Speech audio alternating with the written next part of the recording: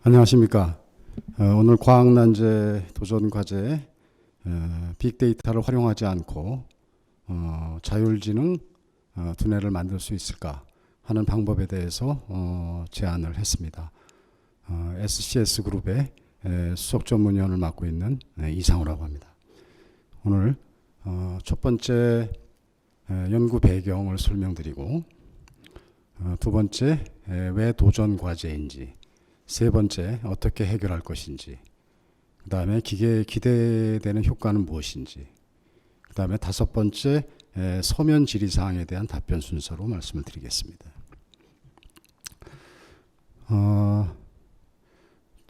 인공지능이 30년 전에 우리 곁에 한번 왔었습니다. 그러다가 한 20년 전부터 다시 가라앉았고, 최근 10년 전부터 본격적으로 다시 대두되기 시작했습니다. 이유는 간단합니다. 지난 수십 년간 과학기술의 혁명을 통해서 이루어졌던 정량적인 분석 방법들이 이제 거의 모든 문제를 정량적으로 해결하는 부분에 있어서는 많은 성과를 이루었습니다. 그런데 이제 보다 질적인 방법, 다음에 문제 자체의 본질적인 원인을 규명하려는 노력들이 인공지능을 필요로 했습니다. 그렇게 해서 현재 슬라이드에서 보여드리고 있는 지금 미국의 국방과학연구원에서는 기계학습이라는 방법을 제시했고, 캐나다 토론토 대학의 제프리 힌튼 교수가 기계학습을 진화시킨 딥러닝이라는 알고리즘을 제시했습니다. 그래서 지금 우리는 머신러닝과 딥러닝의 제너레이션에서 인공지능을 다루고 있습니다. 그런데 기계학습을 최초로 제안해서 실제 인류에게 지금 상용화할 수 있는 계기를 만들었던 미국의 국방과학연구원 DARPA에서 2018년도에 충격적인 선언을 했습니다. 그 선언의 내용은 여기 적혀있는 내용과 같습니다. 오늘날 기계에는 상황에 맞는 추론 기능이 없다. 머신러닝은 모든 결과를 다루어야만 한다.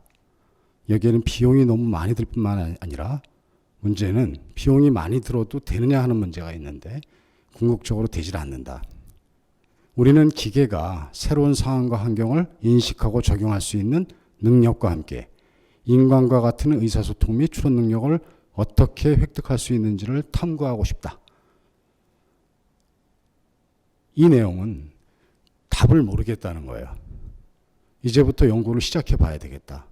이제는 그걸 해야 되겠다. 그렇다면 현재까지 우리가 보편적으로 쓰고 있는 패러다임에 대해서 그것을 주창했던 연구그룹에서 이제 단언적으로 우리가 제시했던 방법은 한계가 있다는 것을 선언하고 다음 페이지로 진화를 선언한 겁니다. 그 예시적인 방향으로 아래와 같이 세 가지를 들고 있습니다. 첫 번째, 새로운 언어가 필요하다. 기계와 대화하는 새로운 언어가 필요하다. 새로운 랭귀지가 필요한 거죠. 그것은 프로그래머블 랭귀지일 것이라고 얘기하고 있습니다.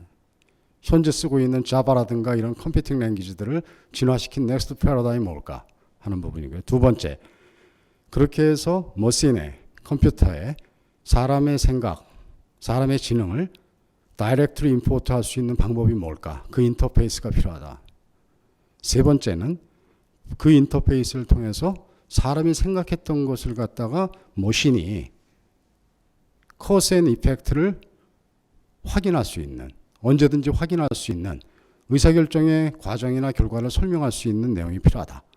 이 세 가지를 큰 방향성으로 제시했습니다. 그렇게 됐을 때 어떤 결과가 일어날까? 바로 위에서 제기했던 문제들을 해결하는 방향은 그런 요구사항들을 갖고 있다고 정의하고 있습니다. 그 다음에 MIT의 테크놀로지 리뷰 2020년도 2월 달에 나왔던 칼럼에 아티클에 다음과 같은 얘기가 있습니다. 인공지능은 커스 앤 이펙트 문제를 해결해야 된다. 근데 그건 인간에게도 사실 어려운 문제인데 인간은 그런 요소를 갖고 있다. 인간의 지능은. 근데 컴퓨터가 인공지능이 진화하려고 그러면 그 문제를 해결하지 않으면 안 된다. 같은 문제의식이 있어요. 자, 2019년도에 우리나라 과학기술부는 인공지능 국가 과제를 제시했습니다. 그 중에 보면은 차세대 AI 분야가 있습니다. 이 차세대 AI 분야는 이렇게 설명이 됩니다. 현재 누구도 선점하지 못한 기술을 앞으로 10년 내에 핵심 기술 5개 이상을 5개 이상을 확보하는 것을 정책 목표로 제시를 했습니다. 거기에 의사결정 과정을 설명 가능한 인공지능, 그 다음에 소량의 데이터로 학습 가능한 인공지능, 그 다음에 응용학습이 가능한 인공지능, 그 다음에 학습 역량을 측정 가능한 인공지능, 이런 것들을 방향성으로 제시를 했습니다. 지금 DARPA가 제시한 그 새로운 미지의 세계에 대한 도전과 우리 과기부가 거의 같은 시점에서 같은 방향성을 제시했습니다. 이거는 미국이나 한국만의 문제가 아니라 전 세계가 또는 관련된 연구자들이 모두 어느 시점에 도달한 데이터를 가지고서 인공지능에 접했던 모든 연구자들은 어느 시점에 도달하게 되면 같은 문제의식을 갖습니다. 하다못해 우리가 이 인공지능에서 커스 앤 임팩트 문제라는 중요한 화두를 푸는데 세계적인 대가로 알려져 있는 캘리포니아 공대의 주디아 폴 교수, 2012년도 인공지능의 노벨상이라는 튜링상 수상자죠.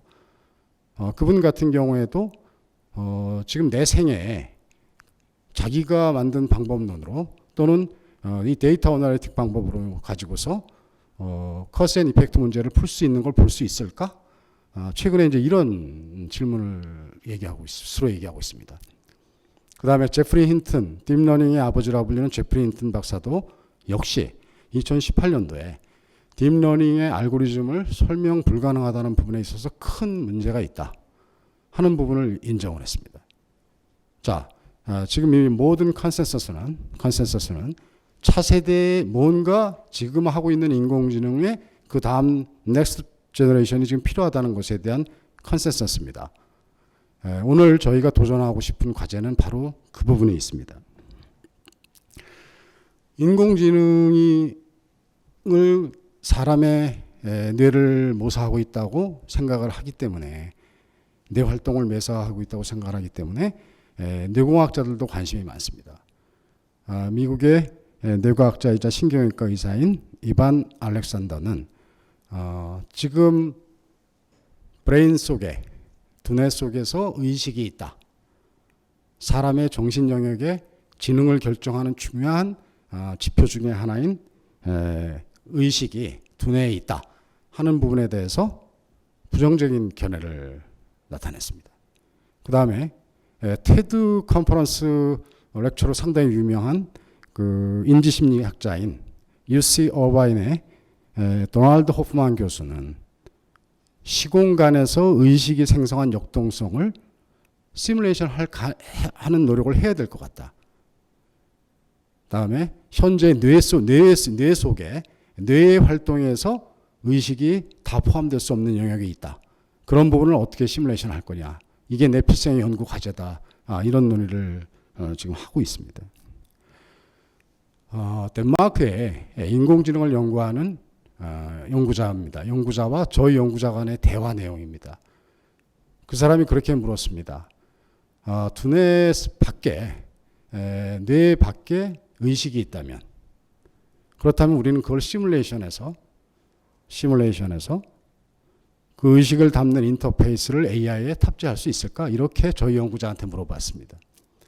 저희 연구자의 현재까지 연구 논의의 진전은 어디까지 되어 있냐 하면, 그것이 가능한 방법으로서 의식이라고 추정할 수 있는 사람의 생각을 그 논리 속에 담아서 그것을 컴퓨터에 임포트 시키고, 그 다음에 그것을 사람의 그 프로세스가 움직이는 패턴인 메시지 버스를 모니터링 할 수 있다고 한다면, 그것을 역설계할 수가 있다고 한다면, 우리는 그것을 가지고 사람처럼 자율적으로 의사결정을 할 수 있는, 예외 상황에서도 어떤 새로운 상황에 접했을 때도 지능적으로 판단을 할 수 있는 인과 패턴을 추론할 수 있는 그러한 방법이 가능할 것이라고 생각한다 하는 의견을 얘기했습니다. 그때 그 덴마크의 연구자는 이렇게 답변을 했습니다. 그러면은 메시지 버스에서 무슨 일이 일어나는지를 알 수 있다면 그것을 가지고 우리는 인공의식을 만들 수 있는 거네요. 이렇게 얘기했습니다. 인공의식이란 말은 저도 처음 들었고, 근데 뭐 그렇게 이름을 붙일 수도 있을 것 같아요. 자, 여기까지가 지금 저희들이 이 연구에 천착하게 된 배경이고, 저희는 이 연구에 지금 한 5년간을 시간을 투자했습니다. 그래서 많은 그 과정들을 지금 보고 있는데, 이제 오늘 이것이 왜 난제인가를 설명드리고, 그 다음에 앞으로 어떻게 이 부분에 대해서 해결할 것인가를 말씀을 드리도록 하겠습니다. 현재 그 글로벌 IT에는 공통적인 문제가 있습니다. 자동차가 만들어져서 우리 일상을 편안하게 했지만 자동차는 전쟁보다도 더 많은 사람을 죽게 했습니다. IT는 우리 삶을 통째로 바꿔놨지만은 거기에 따른 많은 역기능이 있어요. 근데 지금 아주 결정적인 역기능이 세 가지가 이제 우리가 해결해야 될 문제에 도달했습니다. 첫 번째, 탄소 중립 문제입니다. 이제 선진국들이나 전 세계는 RE100, 모든 기업들은 Renewable Energy 100라는 준칙을 지키지 않으면, 규범을 지키지 않으면 안 됩니다. 그 다음에 모든 투자 활동은 ESG, Environmental, Social, 그 다음에 Governance라는 원칙을 지키지 않게 되면은 전 세계 투자 연기금들이라든가 투자기관들은 투자를 빼게 돼 있습니다. 그래서 앞으로 모든 제품을 만들 때 다시 리엔지니어링이 돼야 돼요. 근데 이 시간이 주어져 있다는 겁니다. 그 티핑 포인트는 2028년입니다. 2028년도부터 결정적으로 그 탄소 온실가스 배출량을 줄이기 시작하지 않으면은, 현재 계속 기하급수로 늘고 있는 양을 줄이지 않으면은 2050년까지 탄소 중립이 달성이 불가능하다는 겁니다. 그렇기 때문에 이 문제는 결정적인 이슈예요. 그런데 우리가 지금 쓰고 있는 데이터 어널리틱 방식의 알파고도 그렇고 왓슨도 그렇고 모든 그 방식들이 지금 데이터를 학습을 해서 엄청난 데이터를 쓰고 있습니다. 두 번째는 사이버 범죄 문제입니다. 우리는 지금 진실과 거짓이 혼동된 속에 살고 있습니다. 많은 인식 속에 오류가 있어요. 그 범죄 비용이 물경 10조 달러에 이르고 있습니다. 10조 달러가 어떤 규모인지 혹시 아십니까? 전 세계 건설 시장의 규모가 10조 달러입니다. 그만한 비용을 우리는 사이버 범죄를 쫓고 다음에 해결하려고 하는 노력에 담고 있습니다. 그 다음에 전 세계적으로 스마트시티 이슈가 크게 불거져 있습니다. 우리 생활까지 이런 부분들이 다 밀접하게 들어오는 것이죠. 자, 그런데 스마트시티에서 우리는 오픈 이노베이션을 가정을 하고 있고, 그 다음에 자율주행차가 안전하게 달리는 모습을 가정하고 있습니다만 실제 문제는 그렇게 간단하지 않습니다. 그러기 위해서는 엄청난 비용이 지금 수반됩니다. 디지털 트랜스포메이션의 역설입니다. 그 역설을 어떻게 해결할 거냐. 이러한 문제를 저희들이 연구한 결과는, 과정에서 지금 중간 결과는 이 문제들이 모두 하나의 원인에 봉착해 물려있다 하는 부분입니다. 자, 컴퓨터 이거를 제안하는 과제가 왜 난제인가? 도전 과제인가? 결과적으로 컴퓨터는 트랜잭션이 발생하기 전에 예외 상황을 갖다가 사람처럼 판단하고 추론하고 해결할 수 있는가 하는 문제입니다. 현재로서는 불가능하다는 것이 합의입니다. 상황입니다. 자, 이 원인에는 두 가지의 한계가 있는데, 첫 번째는 컴퓨터는 인지와 이해가 불가능합니다. 인지와 이해는 어떤 데이터 영역이 아닙니다. 두 번째는 데이터는 현재를 설명할 수가 없습니다. 현재를 설명할 수 없습니다. 일어난 순간의 상황을 설명할 수가 없습니다. 그것은 일어난 결과를 가지고 알 수 있습니다. 자, 데이터가 현재를 운영할 수 없는 근본적인 이유는, 데이터는 기억 속에서, 그 다음에 데이터베이스 속에서 일어난 결과를 가지고서 우리가 알게 되어 있습니다. 과거의 영역이죠. 자, 과거 영역을 열심히 분석해서 우리는 AI 프로세스를 만들어내고 그것을 적용합니다. 근데 문제는 그 의사결정 과정을 갖다가 설명할 길이 없다는 겁니다. 그러다 보니까 왓슨이 예를 들어서 의사의 임상 경험과 다른 결과를 내는 부분에 대해 설명이 안 되는 부분. 그 다음에 앨런 머스크가 지금 김정은보다도 무서운 게 딥러닝이다. 빅데이터다. 그것 때문에 잘못된 의사결정으로 세상이 멸망할 수 있다 하는 얘기들이 나오는 것이죠. 자, 그러면은 여기에 대한 저희의 제안은 뭐냐면 우리가 의식의 영역, 아까 의식의 영역이라고 하는 부분을 역설계해서 그것을 가지고 인과 추론을 할 수 있다면 이 문제를 해결할 수 있지 않을까 하는 것입니다.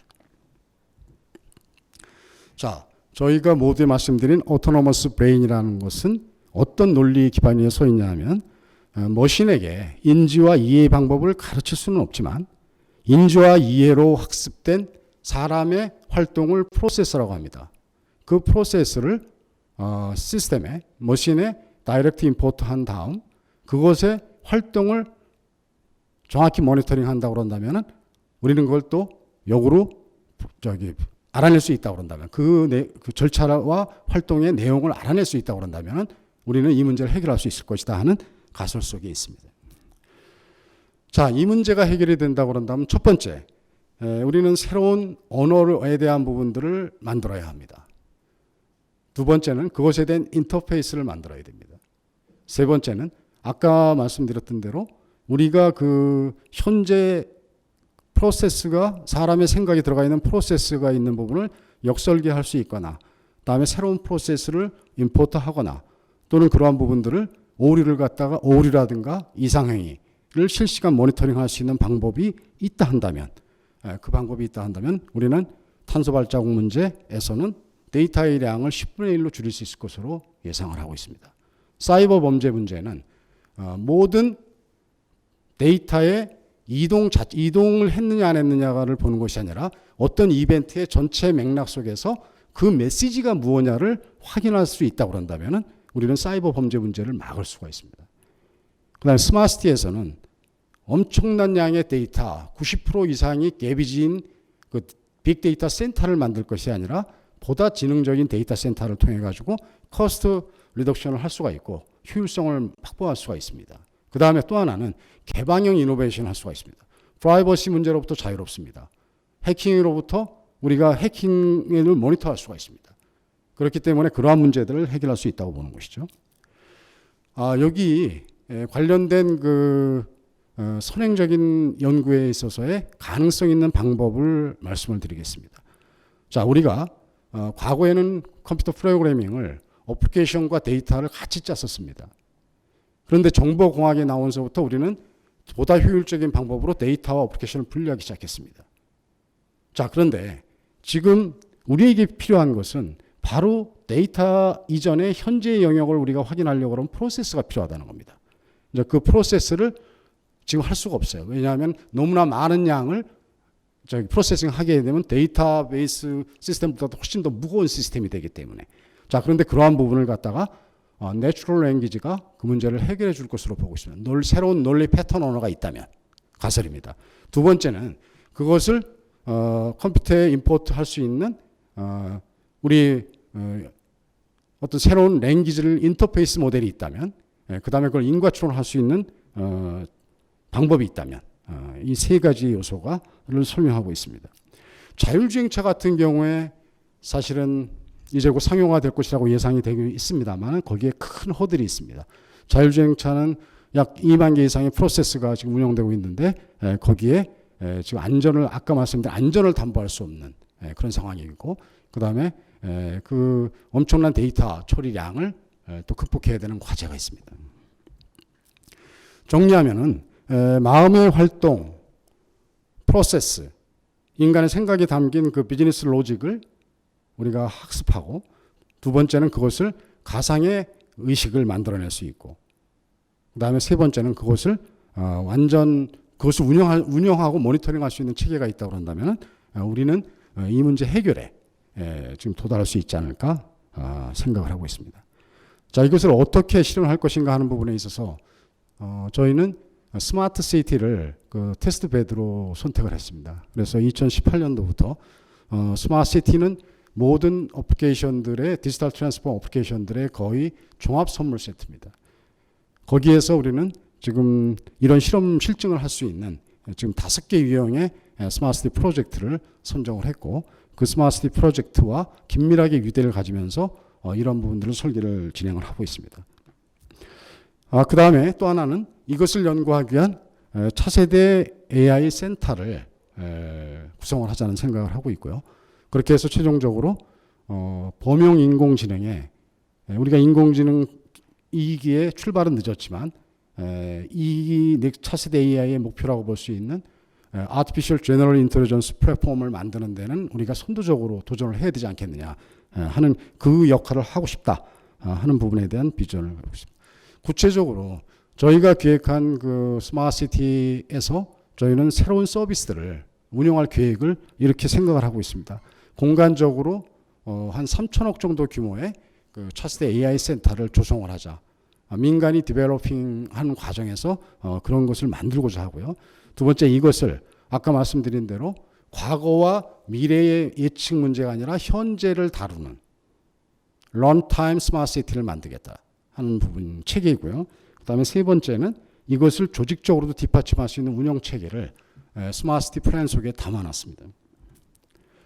자, 이 연구 과제를 진행을 하면서 국내에서는 나노기술원이라든가 또는 반도체협회, 그 다음에 스마트팜, 그 다음에 자율주동차, 로봇 이런 연구 파트너들과 같이 작업을 할 것이고 해외에서는 뇌과학, 인지심리학, 그 다음에 인과추론, 그 다음에 인공의식 이러한 연구를 하고 있는 연구자들과 같이 협업을 통해서 문제를 풀어나갈 생각입니다.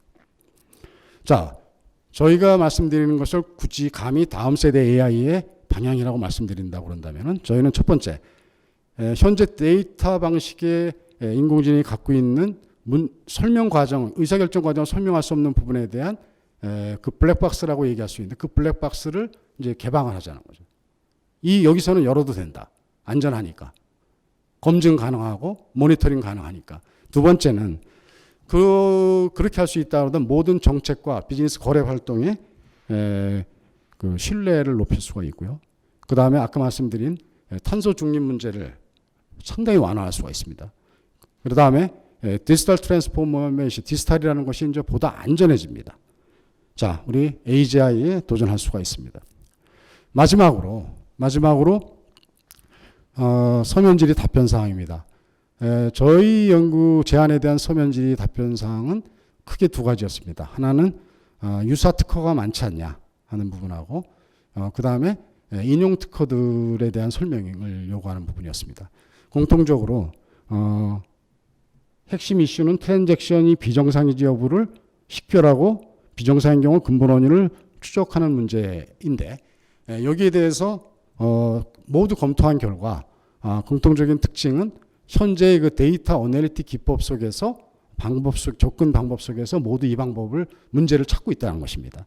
저희와 다른 점은 저희는 데이터 어널리틱 방식이 갖고 있는 부분은 아까 말씀드린 이유로 해서 적절한 방법이 아니고 우리는 사람의 지능이나 생각은 프로세스에 있다고 보기 때문에 그 프로세스 중심으로 하는 그 방법론에 근본적인 차이가 있더라 하는 것을 하나씩 특허를 확인하면서 저희들이 식별을 할 수가 있었습니다.